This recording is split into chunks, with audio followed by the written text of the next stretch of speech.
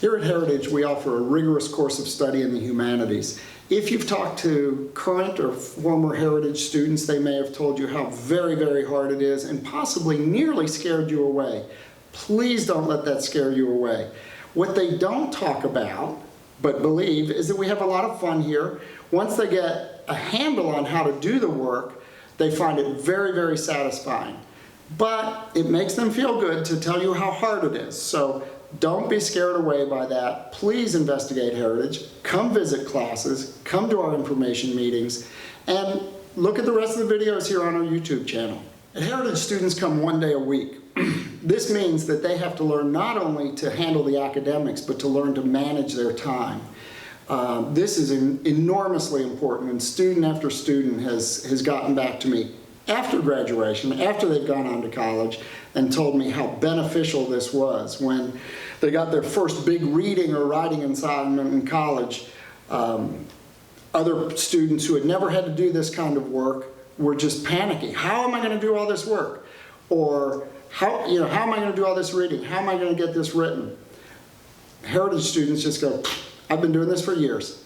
If you're merely looking for a program that will help you check off the checklist for graduation in the state of Georgia, this is not the place for you. So I would recommend you not even apply if that's what you're looking for. On the other hand, if you're looking for a solid education that will help your young people learn how to study well, to read books well and get the most out of them, to think clearly, then this may well be the place for you. We want to help families raise their children to be godly adults, competent citizens, and successful in whatever they may be called to do. Many of them have gone on to get not just college degrees, but graduate degrees. Some have become attorneys, some have become psychologists and research scientists. And incidentally, because we do humanities, a lot of people think, well, where's the benefit? We're going to go into a technical field. We need to focus on math and science. Nothing could be further from the truth. The things that we teach here bleed over into the math and sciences, the study skills, the thinking skills, and they tend to make our graduates more successful than their peers who have merely focused on the technical side of things. If they're going into the humanities, they're not going to get a much better education than they'll get here. Yes, in many ways. Obviously, just in the day-to-day, we're working in a way to help students learn how to better study. In fact, I think of it as academic discipleship, in that I want to work my way out of a job with these students so that by the time they graduate, they don't need my help to understand difficult works of literature or history or whatever it is they might be reading. But we also have helps at our YouTube channel and also on our website for how to do research papers, how to study, how to, you name it, whatever they might need help with. But even then, there are other issues that can't be covered in that way. So some students who initially struggle rather with, how do I handle the workload? And for those who are having trouble getting it, I'll sit down with them after class as many as 4 weeks in a row if need be.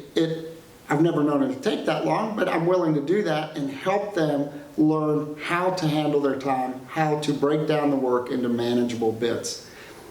Heritage offers a number of other opportunities. Probably the most prominent one is our student trips, which are usually overseas trips, although we've done a couple of domestic trips.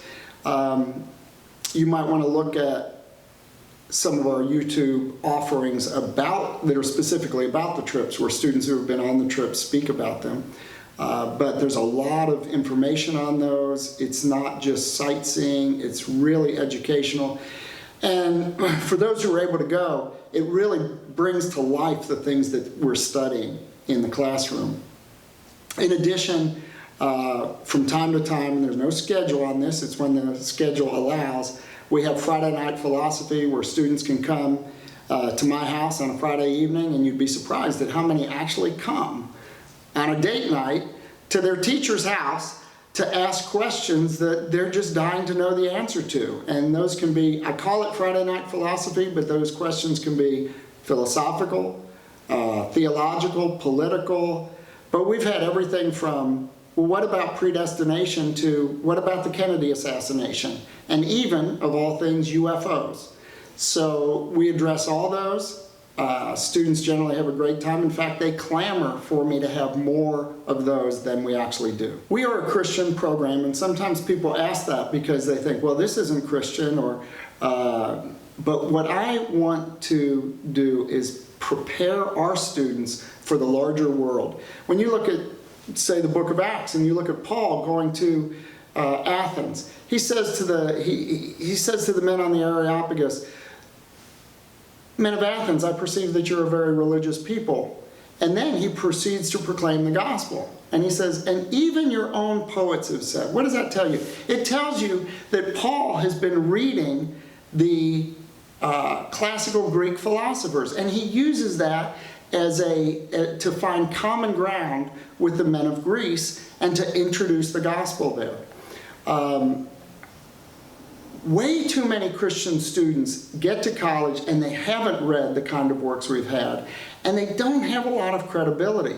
Our students get to college and they have a great deal of credibility in light of the works of literature they've read, the depth of history that they've studied. Over and over again, they tell me that their professors are incredibly impressed with them. Students understand that this Heritage graduate knows how to think. This Heritage graduate knows how to get the most out of a book. This Heritage graduate knows how to write. I want help from this student. So, all that's great, but the bottom line is I want them to have credibility so that when they share the gospel, people will say, you know, they know about these things. Maybe they know something about this.